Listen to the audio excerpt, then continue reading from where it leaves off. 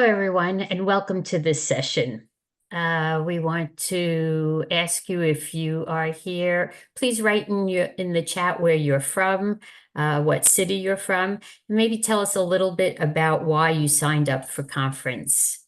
I am Dr. Josephine Grima. I'm the Chief Science Officer for the Marfan Foundation, and I'd like to welcome you to our session on AI-powered facial analysis for early diagnosis of genetic aortopathies. I'm delighted to introduce you to Dr. David Murdoch. He is an assistant professor in medical genetics at the University of Texas at Houston. During the presentation, if you have any questions for Dr. Murdoch, please use the Q&A option at the bottom of your screen.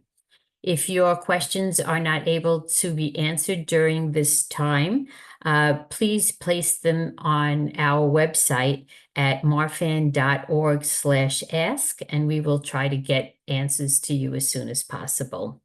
So Dr. Murdoch, thank you for joining us today, and please feel free to share your screen. All right, thank you so much, Joe.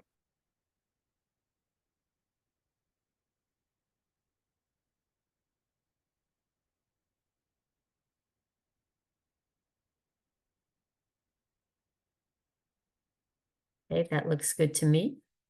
Yep. Okay, and do you hear an echo? I hear a little bit of one. I don't hear an echo. Okay, should be able to work through it. Okay. All right, so thank you very much for the opportunity. It's really a pleasure to speak with you all today. I'd just like to express my gratitude to the Marfan Foundation, to GATA, to the JRF, all for the support of this project. It's really through that support that we've been able to show you, or to do what I'm going to be showing. All right, so I just wanted to start off with a couple of images to demonstrate really why we're doing what we're doing. These are not actual patient images. They are kind of AI-generated composite images of someone with Marfan syndrome on the left and vascular Ehlers-Danlos on the right. And hopefully what you can appreciate, at least in someone with Marfan syndrome, is kind of the characteristic facial features that include kind of a long, narrow face, a small recessed chin, somewhat characteristic shape of the eyes, as well as positioning and kind of location of the eyes.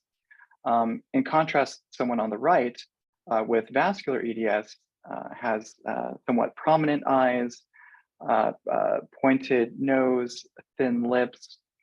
And so these are kind of the facial features that we're taught as geneticists to recognize and to use to help determine whether to send genetic testing, what kind of testing to send.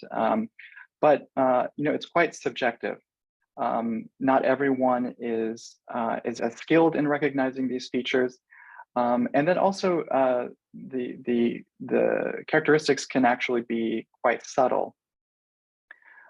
So we wanted to really come up with a standardized way that anyone could take these facial features and use them to screen for these kinds of genetic aortopathies. Because in the even in the general medical community, many people are not kind of aware of these features to look for. And so we wanted to develop a tool using AI, or artificial intelligence, that could make this kind of a standardized process that anyone could use. And so last year, actually at the Marfan conference in July, this effort really began in terms of collecting facial images of people with these aortopathy conditions. And so you may have seen me there camped out at a table, talking to, to all of you, if you were there in person, getting family histories, and then taking pictures. And then since then, we've also reached out to individuals in the VEDS community, for example, through social media. And some of you may have received our emails if you're already enrolled in our patient registry, encouraging you to submit these facial images for this study. So so if you have either online or submitted them at the in-person conference last year, I thank you. It's really through your contribution that we've been able to do this. So this is kind of a breakdown of the all the different conditions that we have been looking at in terms of the number of images we have.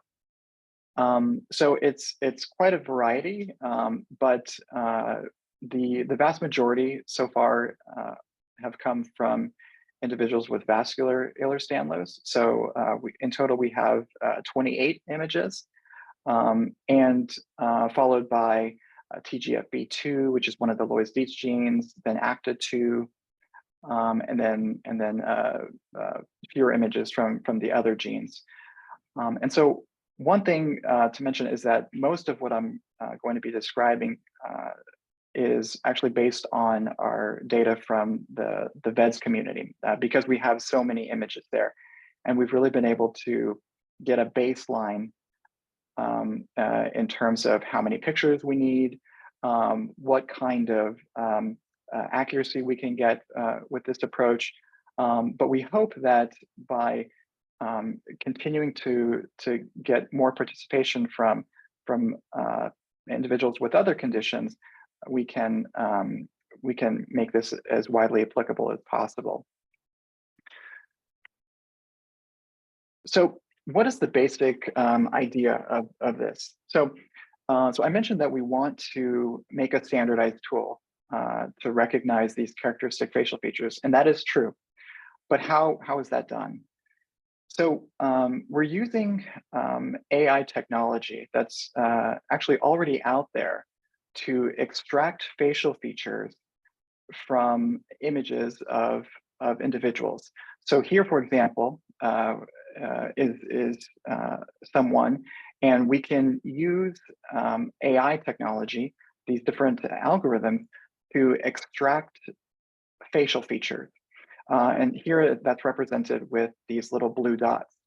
In reality, it's a lot more complicated than that, but it kind of gives you an idea of the principle. So then that algorithm extracts those facial features into what we call a facial encoding.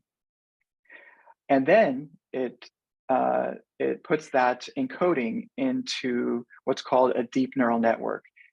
And this is another key component of the AI part of this. This is the kind of computer or AI brain, if you will, that has been trained on hundreds, if not thousands, of images of individuals with different aortopathies, as well as individuals from the general population. So it's learned to recognize the characteristic features of these different conditions, as well as how to differentiate them from the general population. So we have our facial encoding, our set of facial features from the patient that we're seeing, that goes into this deep neural network, the AI brain. And then that brain uses its training to then classify that image and give us an idea of the likelihood of an underlying diagnosis. So in this case, that would be the highest likelihood of Marfan syndrome. It's the same picture that I showed you before. But this is just kind of a general example of the the overall approach that we're using. And if you have any more interest in learning about this, there's a link to the bottom, a YouTube an interview that I recently did that goes into a little bit of detail about this. So that's the basics. But what's the goal of the overall project here? Well, number one It's to define these facial phenotypes, these facial characteristics. We call them gestalts for these different HTAD conditions. So Marfan, Loeys-Dietz syndrome, and all its different subtypes, vascular EDS, and then other related conditions. And then to develop this into a free, accessible platform, ideally something like a mobile application, just an app on your phone that really anybody can use. Pediatrician, a school nurse, emergency room doctor, they can pull this out and then get an idea of whether someone might have an underlying genetic aortopathy. And really the goal is to make an early diagnosis and institute or implement guideline-based management. The latest ACC/AHA guidelines for management of aortic disease have a lot of guidelines surrounding specific genes, and that's only going to increase as time goes by, and as we learn more about these genetic conditions. But it's critical that in order to implement those guidelines, that we know someone is at risk, because unfortunately, even though our overall management is improving in terms of surgical procedures that can be done and others, many individuals are still not being recognized as being at risk until after having a major event, something like an aortic dissection, or even after death. Just the example of vascular EDS. Again, despite improvements in management, about 70% of individuals are ascertained after an event like that, which means that the vast majority of individuals are not benefiting from really lifelong management that can improve outcomes. So we're really trying to change that and make sure that individuals are diagnosed as early as possible.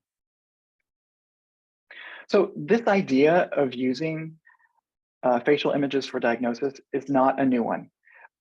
There's a company that we're actually working with, Face2Gene, which has a really wonderful platform, but it's more geared for general genetics.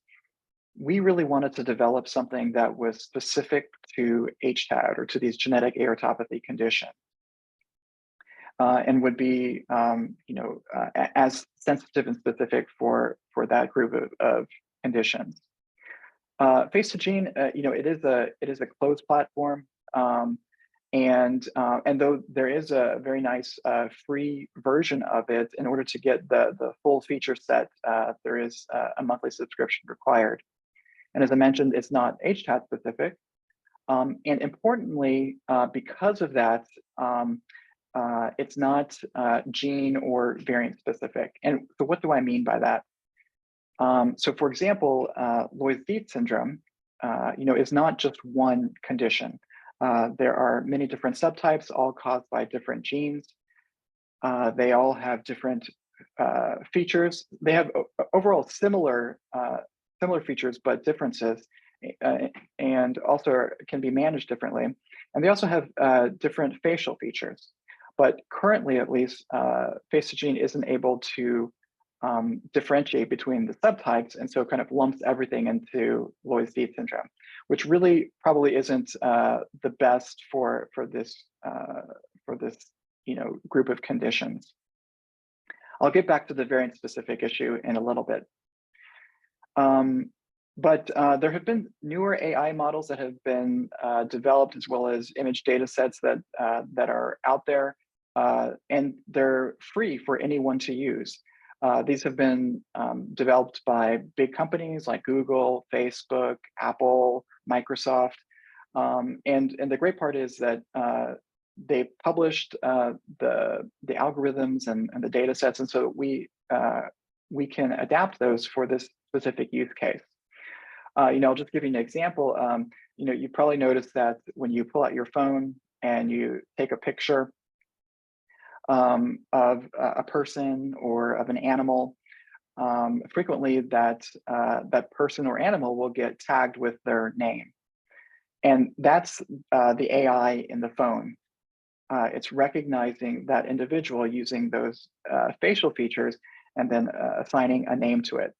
So the technology is there, but we wanted to adapt it and leverage the existing tools for this very specific use case.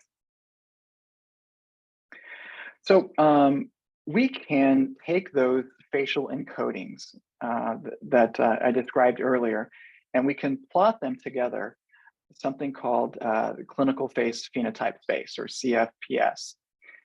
And by doing this, we can get an idea of the similarity and differences of these various conditions. And here, each point is actually an individual. It's a facial encoding from a different individual with a certain condition. So in red, these are individuals with vascular EDS. In blue are Marfan patients, and then the yellow is Loeys-Dietz type 2. And so the closer that these points are together indicates how similar the facial phenotype is. So individuals with similar facial features will tend to cluster together. And so for VEDS especially, you can see that nice clustering that is quite different from Marfan and Loeys-Dietz. Now, those latter conditions also do cluster together, but there is significant overlap in that kind of distribution. And so this kind of more analytical approach mirrors what we see in the clinic. So whenever we're evaluating a patient for one of these conditions, frequently it can be difficult to differentiate between someone with Marfan or Loeys-Dietz without additional information like genetic information. And so this kind of shows the same thing, but doing a more an analytical approach. Whereas VEDS patients have a very distinct facial gestalt that we can recognize fairly easily, although it can be quite subtle.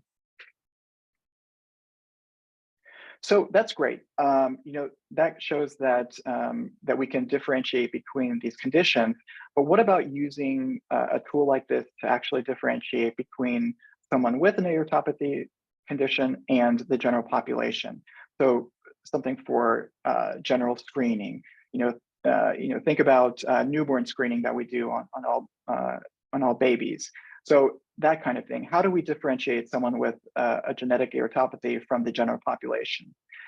Well, for that, we needed a set of images from the general population. And so for that, we have used something called the Chicago Face Database, which is a really great resource that is composed of hundreds and hundreds of high quality images from across different age groups, different ethnicities, different sexes, and from the general population.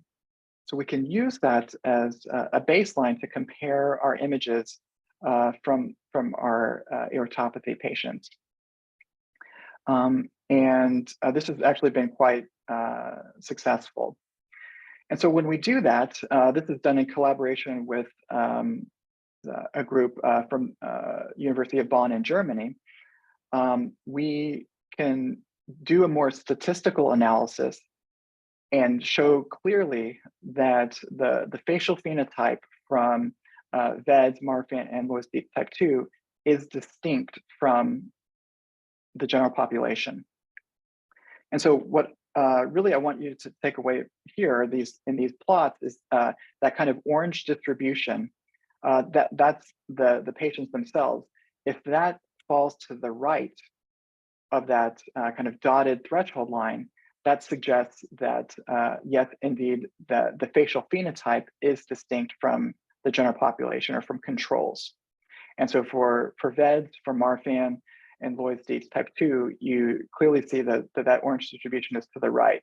So this kind of more statistical analysis confirms that we can use this to screen these individuals, and that the facial phenotypes are distinct from controls. And then if we plot these points like I showed before, but this time include the controls, this kind of gives you another perspective of this process of comparing with the general populations, who in this plot are the orange dots. And what hopefully you can see is that that those general population images tend to cluster there in the middle. And then if we draw a circle around them, which kind of marks the boundary, we see that the vast majority of individuals with VEDS, Marfan, and Loeys type 2 fall outside of that circle. So that suggests that we can use this kind of technique for screening purposes and identify someone who has Marfan or who has no underlying condition. And even doing this kind of more basic analysis with limited number of images, we were able to correctly screen at least 85% of individuals in our database. So getting back to that variant specific question, the one thing we wanted to understand was, can we identify individuals with a condition that have maybe more subtle facial features?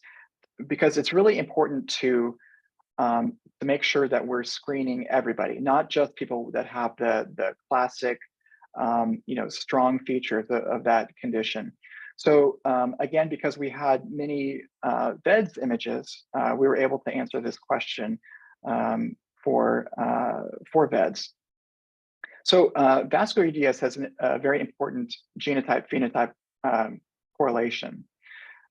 We know that mutations that are the kind of classic missense glycine substitution, these individuals, number one, they have earlier onset of vascular issues, and they have the more classic facial features.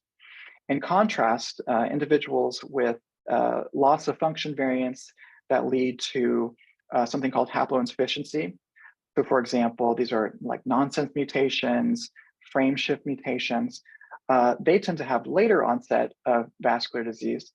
And kind of anecdotally, they have been noted to have kind of milder facial features. So we wanted to make sure that we would be able to screen all individuals with VEDS, not just the ones with the the striking, more strong features. And when we do that same kind of statistical analysis that I just presented, you see that in contrast, now that orange distribution mostly follows to the left of that threshold line. And that indicates that, that at least using this kind of AI approach, it is able to see that the individuals with the glycine mutations, as well as the loss of function haploinsufficiency mutations, cluster together, and that they are distinct from controls or the general population. So that was very encouraging. And it shows that even if we are not able to see some of these features in someone who has more subtle facial features, that this kind of AI approach will be able to do that. But we're planning to do the same kind of analysis for other genes, because we want to see if that pattern holds true. But for that, we'll need more images. So how many images is enough? That's a great question. And fortunately, because we have so many images from VEDS patients, it was one that we were able to answer. So, is a handful of pictures enough? Is 10 pictures, is 50, is 100 or 1,000 needed? Well, what we did was we did a way of training the model with more and more images. So starting out at just 2 images, then increasing it to 3, 4, 5, 6, 7, and so on, with equal number of control images. We were able to then train the model and see how well does it perform as we increase the number of images used for training? And essentially what we saw is that right around 9 or 10, the performance starts to get really good. And so here on this plot, on the x-axis on the bottom, so that's the number of images that were used for the training. And then on the y-axis, the up and down, that's kind of the accuracy of the model. So ideally what we want is it to be at 1. So that's like 100% accurate. And so what you clearly can see is that, around, 9 or 10 pictures, the accuracy starts to increase significantly. And again, these are based on the VED images. So right around 11, we're already at, what's kind of considered clinically acceptable, or about 80%. But if we go beyond that, around 14, we're up to like 95% accurate, and it improves as we continue. So this gave us kind of an idea of where to start. That ideally we would want somewhere around 10 or 11 pictures, if not more than that, 14 or 15, to really get robust performance with this approach. And that's definitely doable.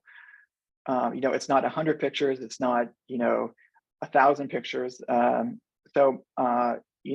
we've shown that this can work quite well in VEDs, and we want to replicate it in other conditions as well. And so that's going to take the participation of you all who are watching. And so, yeah, so, this established the baseline for us. So moving on a little bit. So one of the issues with artificial intelligence is that it's a bit of a black box. So, that AI brain, it takes in all this information, it learns, it's trained, but for us observing, on the outside, we don't really know what it's seeing or what patterns it's recognizing. And so to get an idea of what it's using, or what it's recognizing, we implemented something called explainable AI. And this was done through the use of a really nice a tool called PhenoScore. It's a nice framework that has a lot of these tools built into it. But it allowed us to kind of open that black box, peer into what the model is actually seeing. And so for this, we used to see if we compare VEDS images to controls or the general population, what are the features that the model is actually focusing on, and does it match what we see as with our human eyes? And so it does indeed. This picture here, it's not a real person. It's an AI generated person, but the colors overlapping on the face show you the regions that the AI model has focused in on and is using to differentiate from the general population. So the darker the blue indicates the more that the AI is using that area to differentiate from the general population. And what we see is that it does exactly what we do as with our human eyes. It's focusing on the eyes. So again, remember those characteristic VEDS features like the prominent eyes, the lips. It's focusing on those that we know to be thin, and it's focusing on the nose, which it tends to be more pointed in VEDS patients. And it just clearly shows that the VEDS face is distinct from the average face. And here, these are just some of the actually statistical results. And so that AUC value is 0.94, which is almost 1, which indicates 100% accuracy. So it's very accurate. And so it's really, really sensitive for VEDS. And again, that's because we have so many of these VEDS images to train the model on.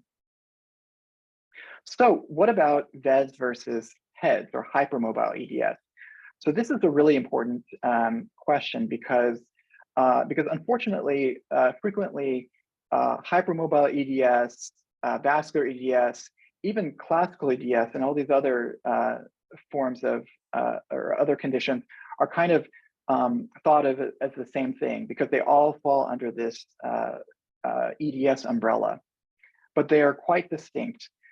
VEDS, we know about.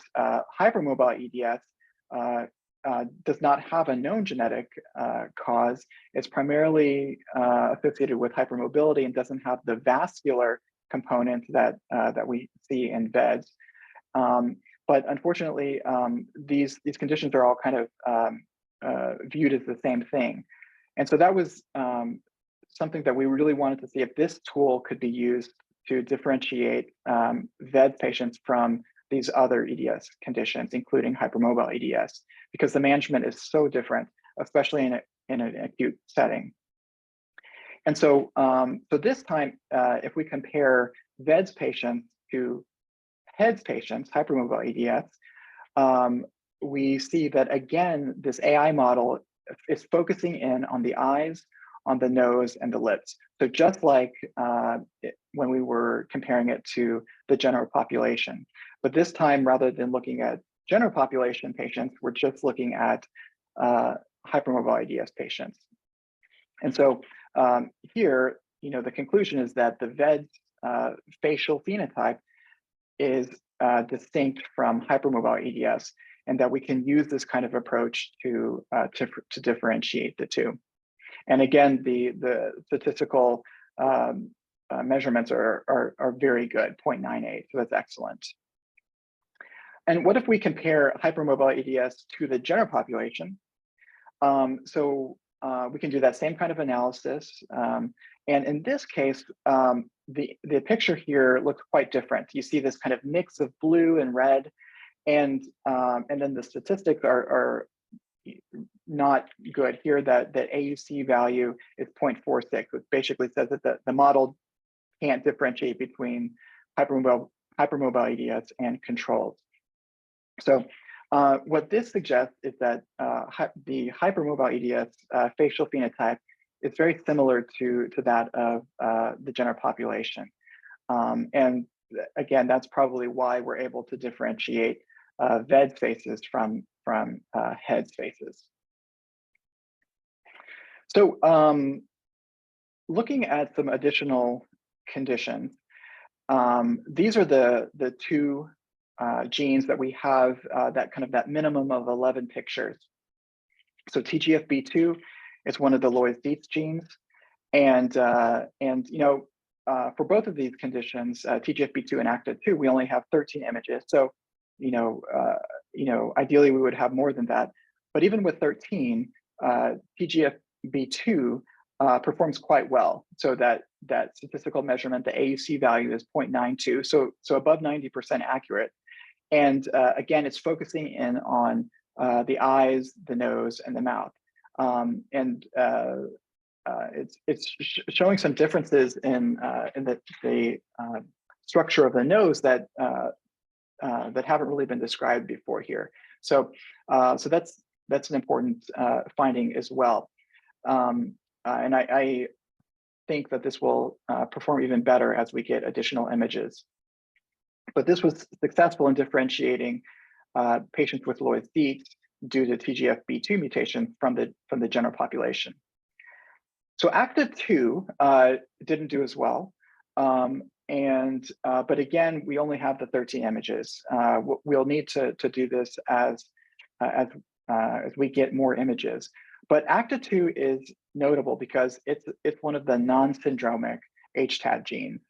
So, Marfan, Loeys-Dietz, VEDS, these are all considered part of the syndromic HTAD spectrum, whereas ACTA2, MYH11, MYLK, these are part of the non-syndromic HTAD conditions.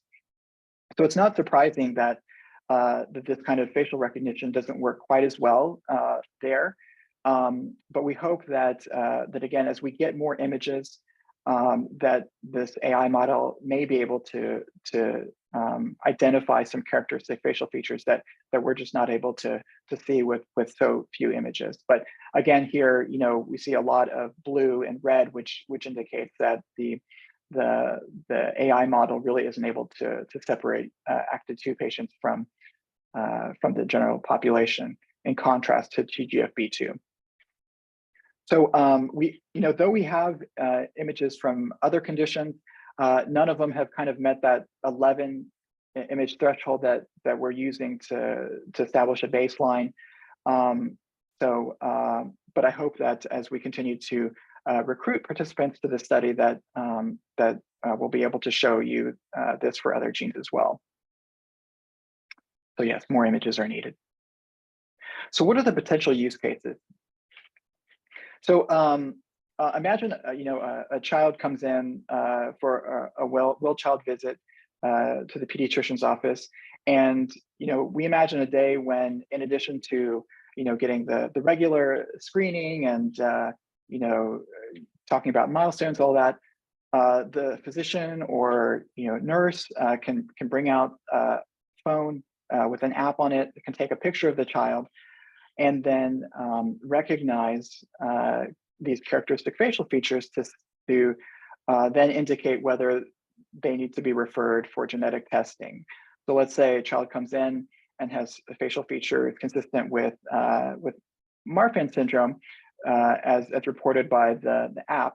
They can then get genetic testing, which hopefully confirms the diagnosis, and then they can be started on appropriate management, including medication, screening, and so on. Because we know that early diagnosis is key to optimizing outcomes. Or let's say a teenager having a sports physical at school. School nurse could again pull out an app, take a picture of the teenager, and lo and behold, they have features that are suggestive of, let's say, Loeys-Dietz syndrome. That child or a teenager then gets screened with echo, which shows that they have a dilated aorta. Again, that can be followed and managed appropriately, and they can go for prophylactic aortic surgery rather than having an acute dissection because the diagnosis wasn't known about. Or let's say an emergency physician who is taking care of, let's say, a young patient in their 30s, comes in with chest pain, passed out, and they're unclear about what the underlying cause could be. Well, again, an app like this could be used even in an acute setting, and then give them an idea of, well, are we dealing here with an undiagnosed aortopathy? And let's say it does, and it suggests that rather than going down the traditional MI workup or heart attack workup, they could go immediately for CAT scan that then reveals an acute dissection.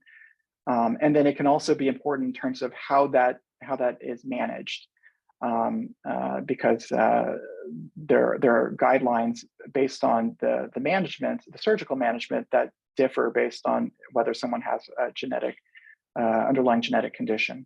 So these are just some of the example use cases that we're hoping to allow by developing an application like this. But I'll just conclude by saying all of this is based on your participation, because we've shown that it works quite well with VEDS. And to some degree with some of the other genes, but what we really need are more images.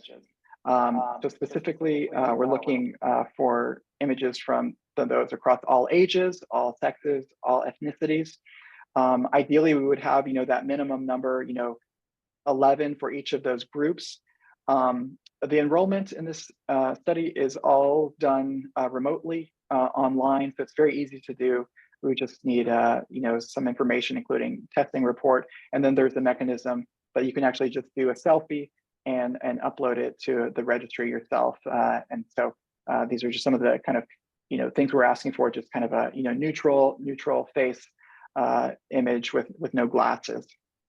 So if you're interested, please do reach out to me at this email address. We would greatly appreciate your participation because we really think that this is going to be a really great tool for early diagnosis and guideline-based management. So with that, I'll just thank my mentor, Dr. Dana Milowitz, other colleagues here at UT and through the MAC and University of Bonn. Again, there's this link here, that's the YouTube, if you want to find out more information about this study. And I'll just take your questions. Thank you very much. Thank you. That was an excellent presentation. We do have several questions. And just so everybody knows, I did put the email address in the chat. We'll also put the first and the information about the first slide and information about how to join in the resources section of this virtual conference. Okay, so we have a few questions. The first one, and I think you might have reviewed this a bit in your presentation. Have you found that in the VEDS identification, you can differentiate between various variants? Right. So what we found is that we cannot. That the tool is able to, it sees all of these individuals as having VEDS. So there are enough common features, regardless of whether you have a missense variant or a loss of function variant. They have similar facial features, so this tool can recognize everybody. I suspect that if we get more images from both groups, that the tool would be able to differentiate between the two, but we just don't have quite enough to say that at this time. But what we can say is that that it is able to recognize these individuals all as having VEDS, and that's distinct from the general population. So so kind of, that's kind of a, not a clear-cut answer, but at this time, no, we can't differentiate between the two. But I think perhaps if we get more images, we would be able to do that. But even then, the model is recognizing that all of these individuals have VEDS.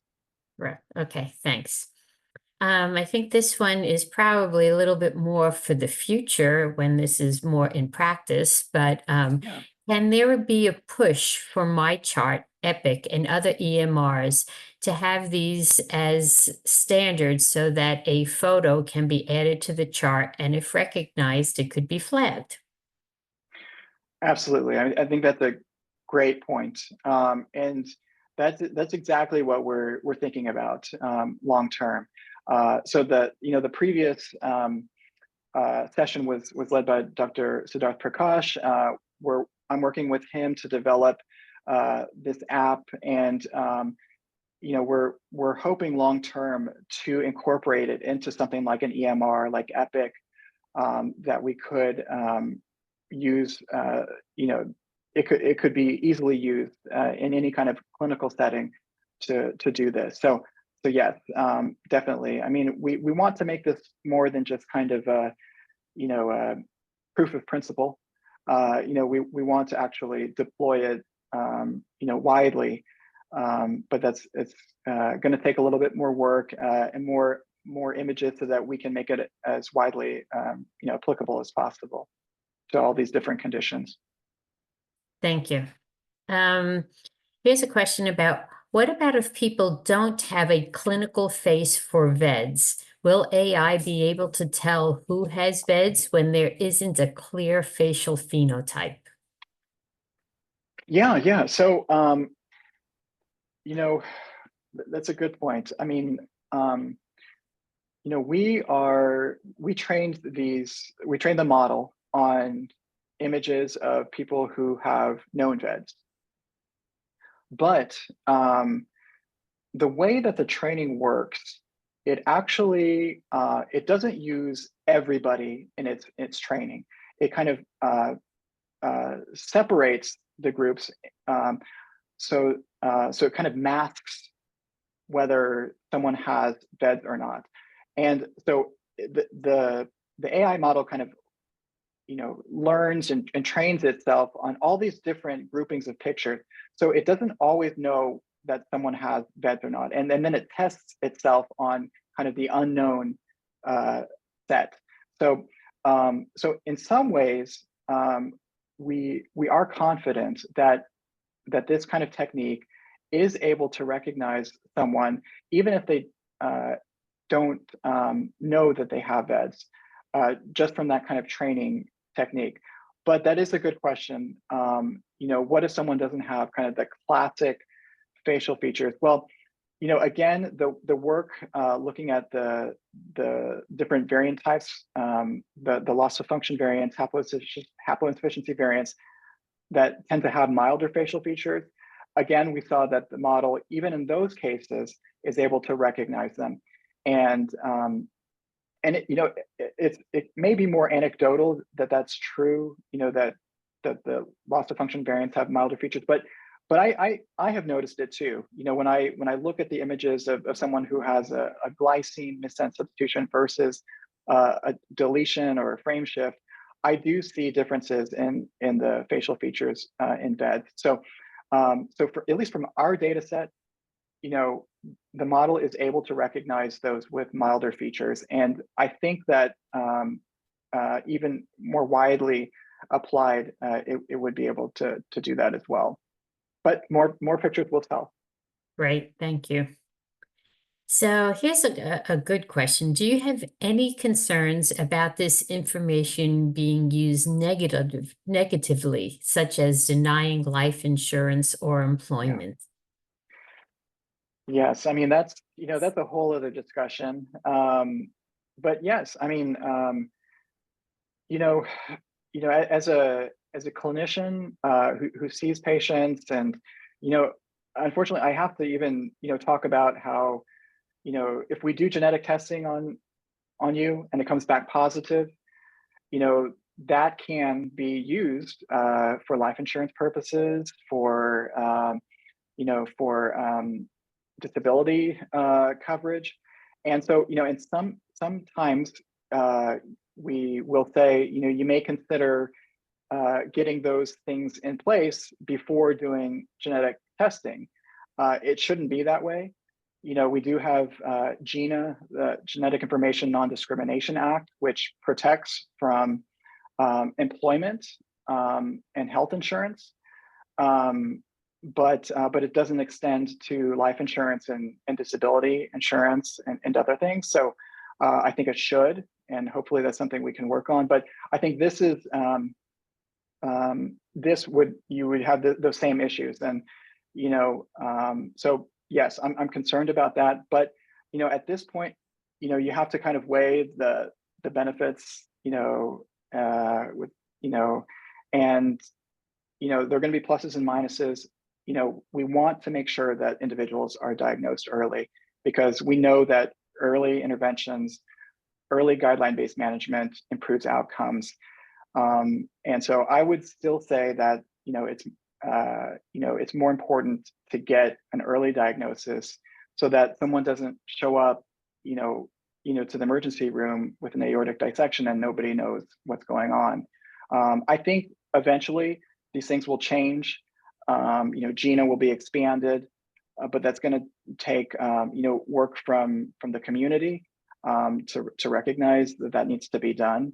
So all of us are at risk for different things, and so that should we shouldn't be discriminated against because of something that we have no control of. So.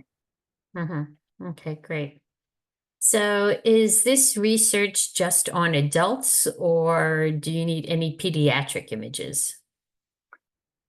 It's for everybody. We want to make this tool, as widely applicable as possible. So most of the work that I've shown has been from adults, just because that's we have the most images from adults. But we have a good number of children as well. mainly from our collaborators like Dr. Shane Morris, Dr. Andrew Yetman, have contributed images through the Multitutinary Aortic Consortium. So yes, I mean, this is a tool, for all ages, all ethnicities, all sexes. But ideally, what we would have is at least that kind of 11 or more images from each group to really make sure that it can be as sensitive for all those groups. So yes, this is for children as well. Okay, great. Thanks. Is having cosmetic facial plastic surgery one of the exclusion criteria for study participants? That's interesting. We haven't come across that yet, but I mean, I would say it depends. It depends what kind of surgery has been done. Probably that would make it a little bit less accurate if some of those features have changed quite a bit. But it's not currently one of our exclusion criteria. But I think we would have to take it on a case-by-case basis. But that's a good question. But yes, I mean, anything in theory that would affect the facial features, could affect the sensitivity of the model, because it's really keying in on those characteristic facial features that are shared within that other group of individuals. So. Okay. I think we need to start broadening the look of VEDs to include POC who may not have the look. What do I do to help make sure it includes more ethnicities? Because they may look different. Yeah, absolutely. The key is getting images. I mentioned that 11, minimum number per group. So we're hoping to get at least that, if not more, for all these different groups, age groups, ethnicities, etc. But I absolutely agree with you. I will say that that even when we train the model on kind of all the individuals, across all these different groups, it still performs quite well. So what's probably happening is that the model is kind of learning what are the similar features across all these different groups, and then finding the ones that are kind of underlying VEDs. But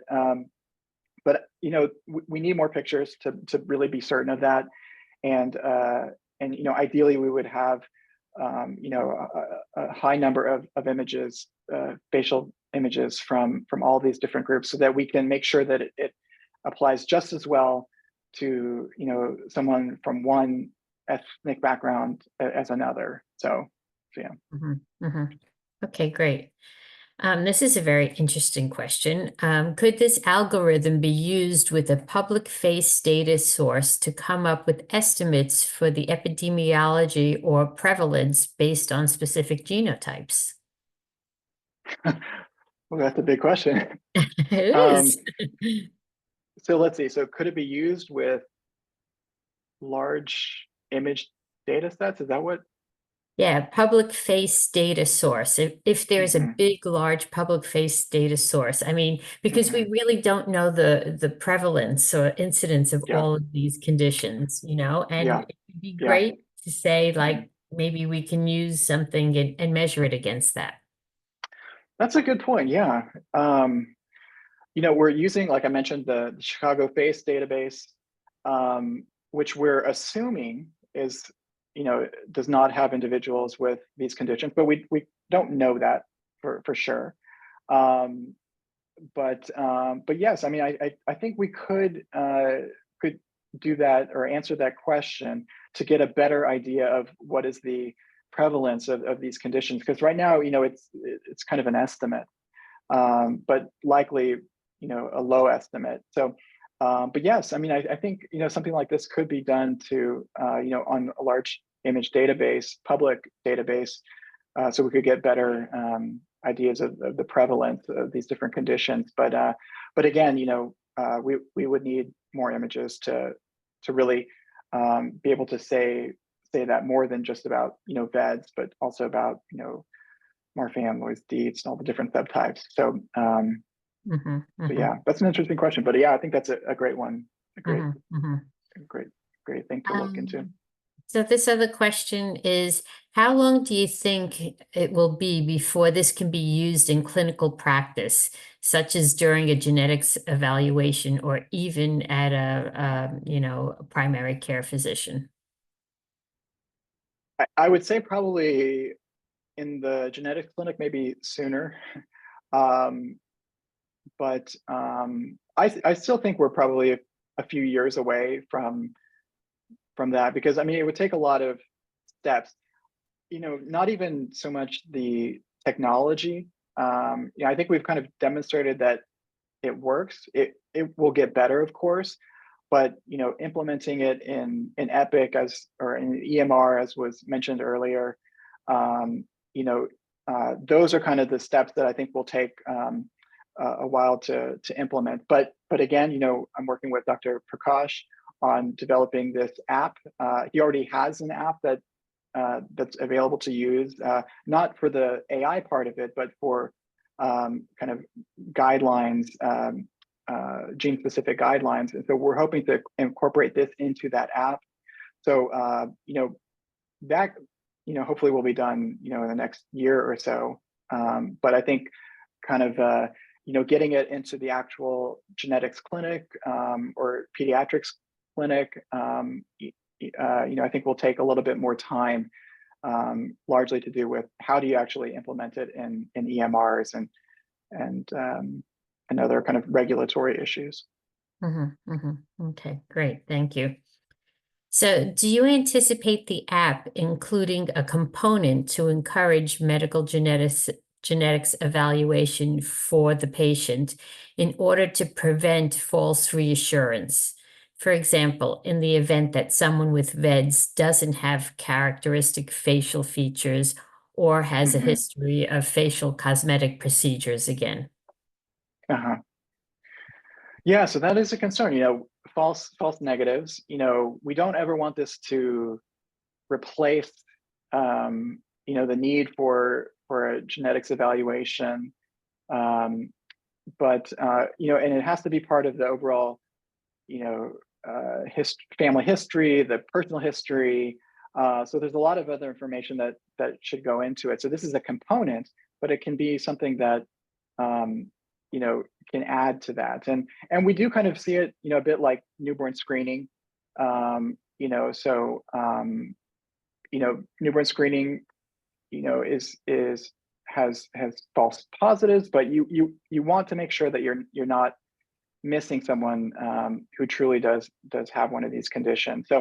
Um, so yes, I mean, yeah, I mean, it's a good point, and Mhm. it's something that we're considering. This is a very interesting question. Would the analysis of affected and unaffected first-degree relatives of the participant increase the yield of the model? Yes, that's something that we're looking into. Trio analysis. You can think of like trio exome, for example, is very helpful. So we're looking to do trio facial AI analysis because we know that the facial features of a child will be similar to those of the parents. But if we know that the parents don't have VEDS, for example, and the child does, we can really pinpoint the features that are specific to VEDS. So that's something that we're working on as well. But yeah, that's a really good point. Yes. So it's just at the top of the hour. So I want to thank you so much for your participation here today. We got a lot of really very good questions. We will have the link and the information about how to participate in the study in the resource section, and I think it was also in the chat. So thank you again very much for providing this important resource, and we're very looking forward for this to really be put into practice because it would be a great tool. Thank you so much. Thank you, and thank you to the community.